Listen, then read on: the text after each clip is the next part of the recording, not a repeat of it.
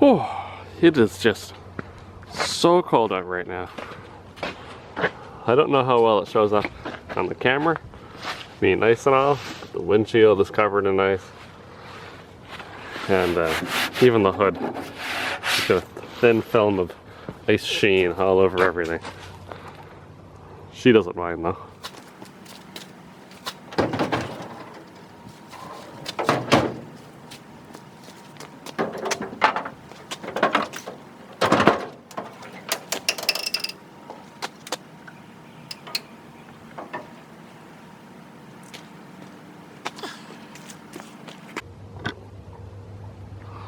So, what we need to take off right now, where are we at?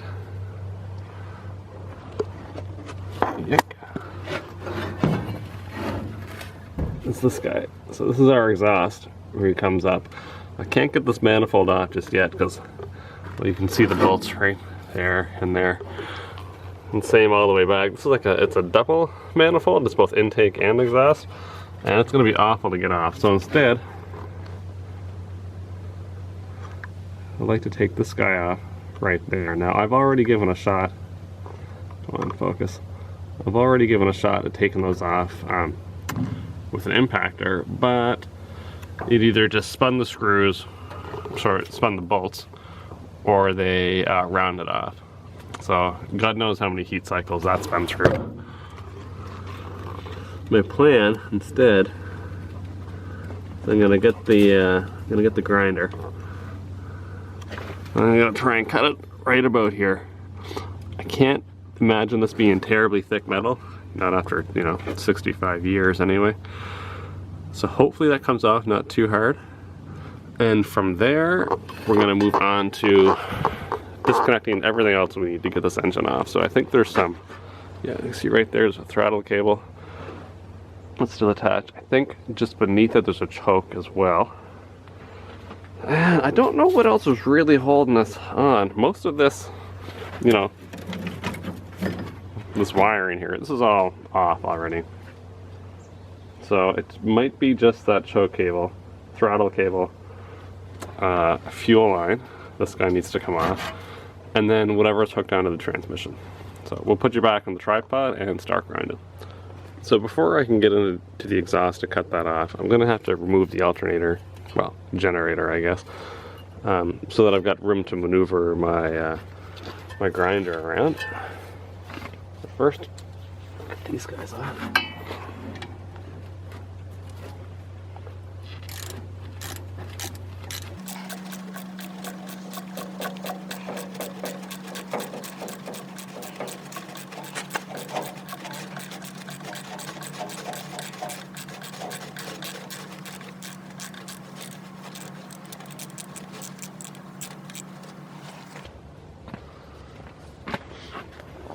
Man, oh man, take a look at just how thin and completely chewed through that wire is. That's just bare wire.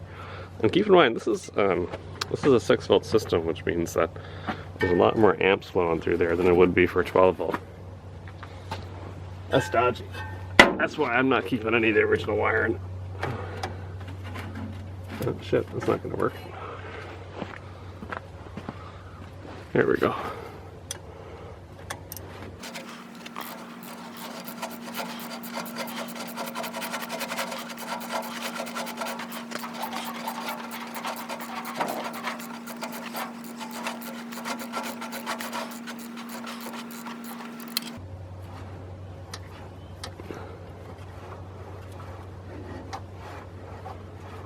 Come on, there we go.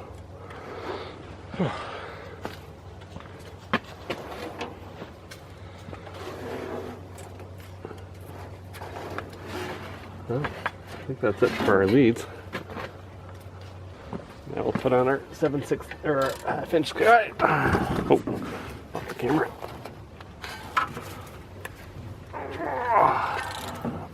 Oh yeah.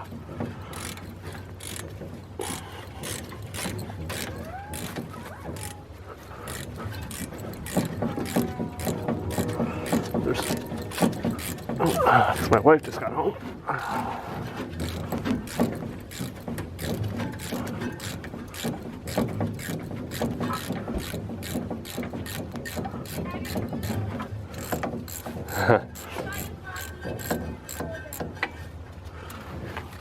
think you got?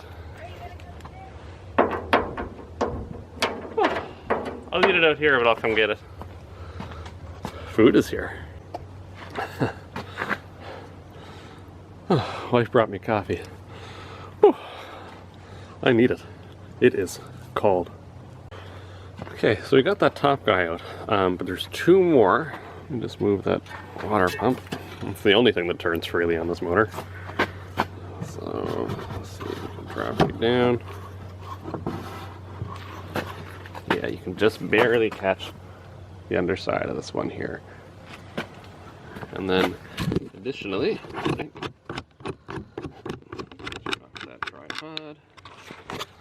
Just one more. There we go. See him poking in the back there. So I'm actually going to take him off first. And then leave the one up front, because that'll be the easiest one. And I'll get him last. I don't know what I'll do with this generator. I don't know if it has any value to anybody. Maybe I'll put it up for sale, see if it works first, I suppose. Or maybe I'll just give it away. If you have one of these and you need a generator, let me know. Maybe you can have it.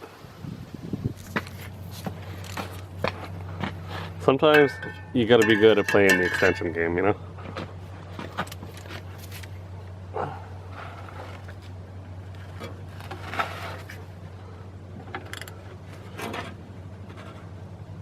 Oh.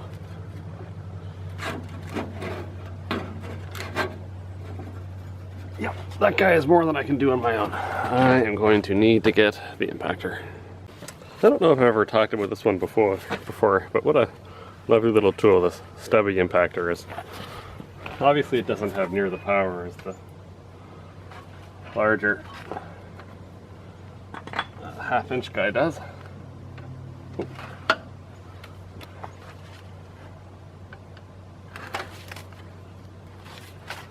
But stuff like this, man.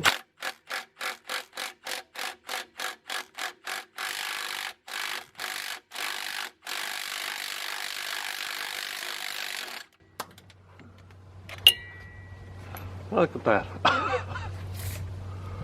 That didn't exactly go to plan, did it? So, let me go underneath the truck. Lens is getting kind of dirty, but you can look up. You can see what's happening is this guy is spinning, and the head of the bolt is also spinning. Instead of sitting here and trying to hold one and spin the other, which would be terribly awkward, I might try and just remove the whole bracket. That might be worse, but I'll try it first because I've done so many of these style of bolts now. You know, me holding one, my wife holding the other side, it's just a pain. I'll put you back on the tripod and we'll try for those guys. Well, you can kind of get an eye on them there. Alright, I'm gonna give these guys a shot.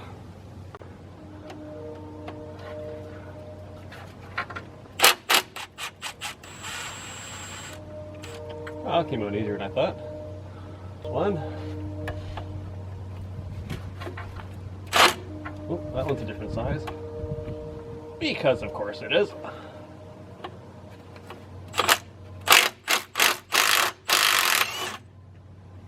Get on this truck. It turned out that everything was the same size.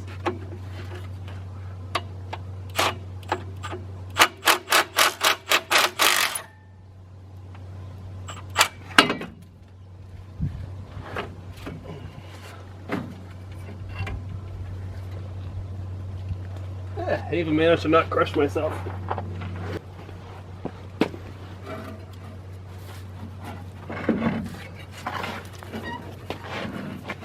There's still one line. Okay. Oh. See, surprisingly heavy.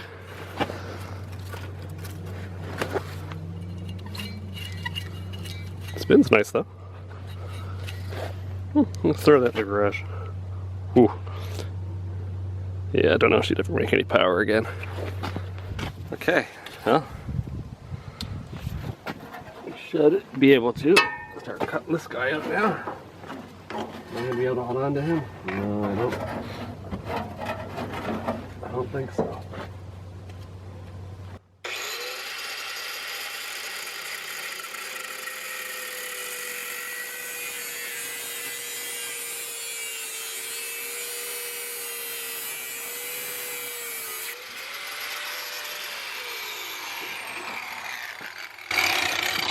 That's good. This is every bit as thin as I hoped it would be. Through that, no problem.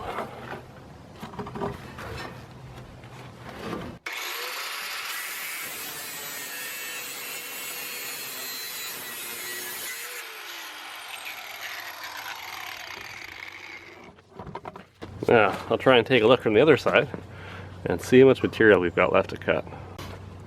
I know you can't see it, but there is just the teeniest, tiniest little, like, half-inch strip of metal on the very back of that pipe that I can't get to with a grinder, and it's driving me wild. Now, sure, I could cut down there somewhere, and I could lift it up, and that would be no problem, but I'm too stubborn for that.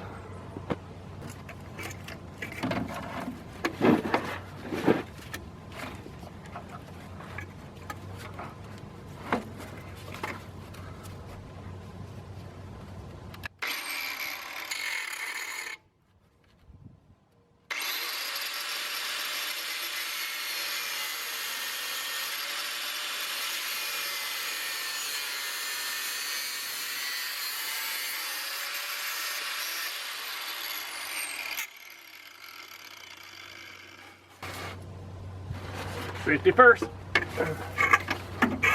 Tell you the truth, that worked a lot better than I was worried it would. So I'm glad we happened to remove that where we did, because if you look just in behind him, you'll see the starter solenoid, and I had forgotten that that was still hooked up. For some reason, I just assumed it was off. So that'll be the next thing we take apart.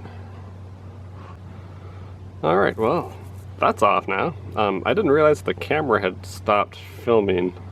I'm not sure why it did that. It hasn't happened before, but anyway. It was really simple. It was just one bolt holding on a couple of wires, and then just beneath that bolt, and left, come on camera, you can do it. Focus. There we go. You can see that smaller guy down on the bottom there. So him, I had to, I just cut him with a pair of pliers. The nut that was on him was so swollen from rust, I couldn't get the proper tool onto it, and one size up was too big. It was just spinning around it, so we're never going to use that wire anyway. I just flopped it off. Okay, figure next up, I'm going to take care of this fuel line. Really hoping the camera doesn't fall off. I know you can't see yourselves, but you're perched very precariously on the side of that fender.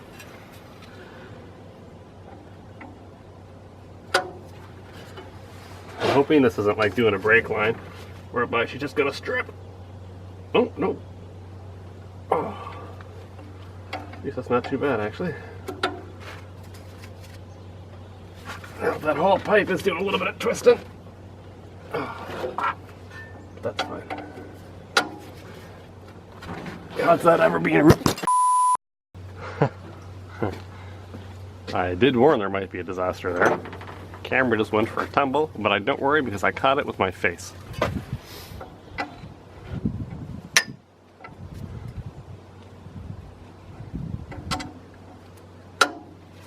we are. Oh. Let's see how twisted that fuel line is right there. If that just pops off, that's fine. I don't care. Oh, that looks to be exactly what's going to happen.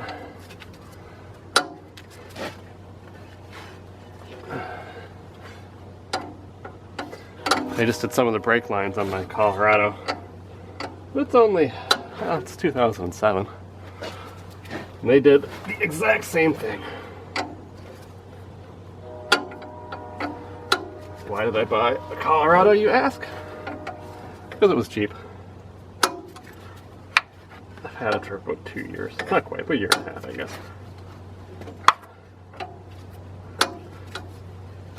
Oh. Well, I guess I don't have to worry about taking that off, do I? Alright. What's next now? Well, I figure while I got you up there, may as well take off this ground wire too. I wonder if, apparently, I don't know a whole lot about electrical systems, but I'm told that some older vehicles of this vintage had a positive ground instead of a negative ground. I don't really know how that works. But I wonder if this is one of those. Well, that guy came off nice and easy, didn't he? Wow, it almost feels like he's got... Geez, if I didn't know better, I'd say there's anti-seize on that.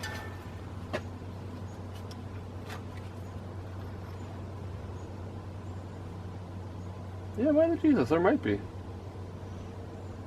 Or that could just be gook and grime working its way in over the years. Probably just that.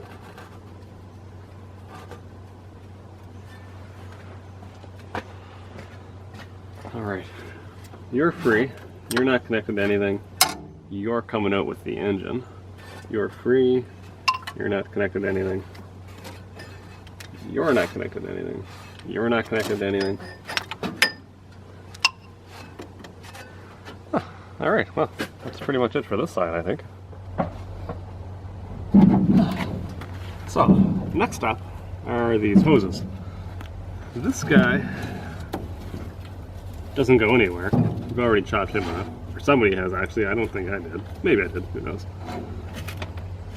This guy needs to come off. And this guy goes to the back of the engine, and he needs to come off as well. Well, when all else fails... Oh my goodness. This is solid hose. Wow.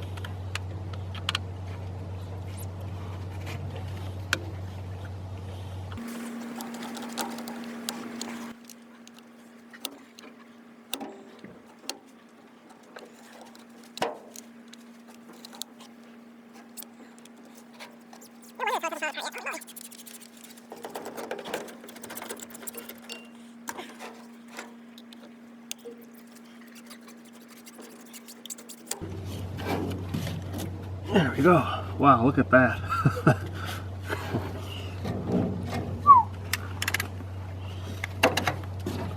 See if we have any more luck with this guy. I don't want to have to cut another one of those. That was way harder than I thought.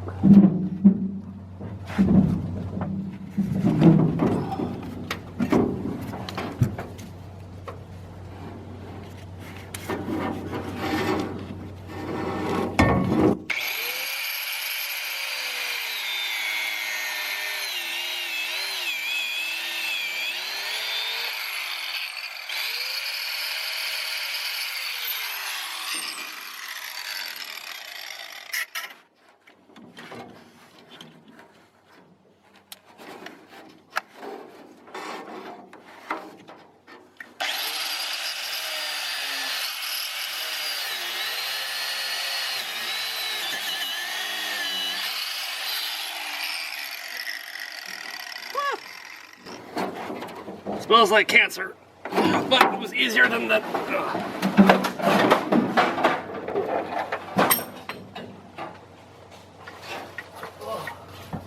I'm dead, Lucy.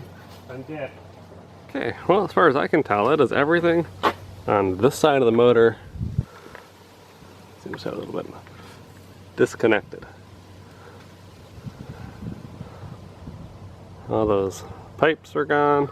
Our coolant, except the only thing I haven't done is if we come around the back here, move this forward, you see there's a either throttle or choke cable maybe. Actually there's two still connected. And then once those are gone, I think that's pretty much everything we can take care of from the engine bay.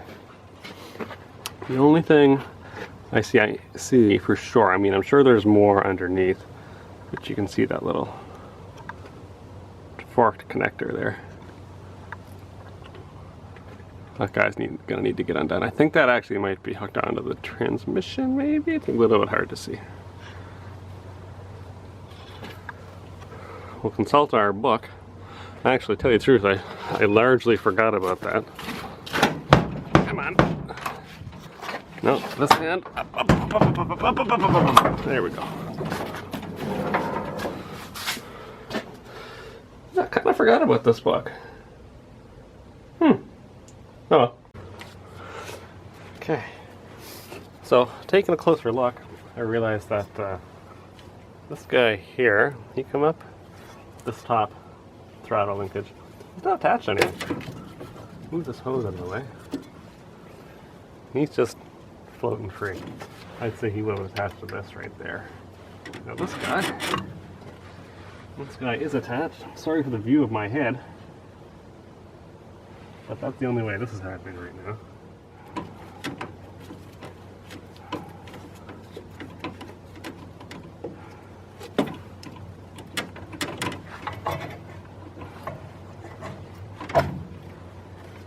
That came out better than I thought. Alright, those guys are off. And I'm just now, I don't know if you can see from tapping, yeah, you can see it right there.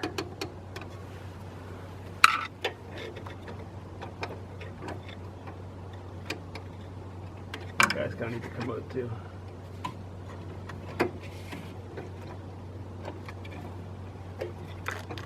That's a really tiny cotter pin.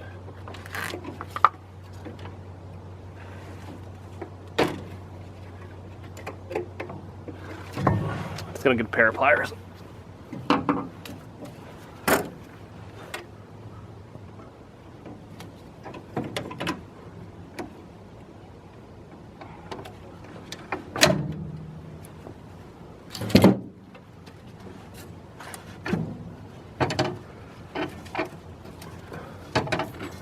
Okay. What else have we got to disconnect? That's just a stick. What's a stick? There's a ground cable here that's not connected to anything.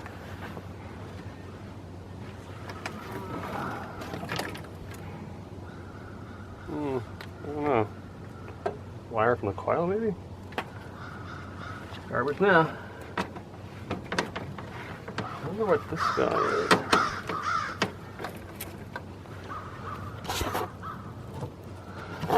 What I'm looking at right now is this guy right here. Comes up here, goes down and through. I don't know what he's attached to.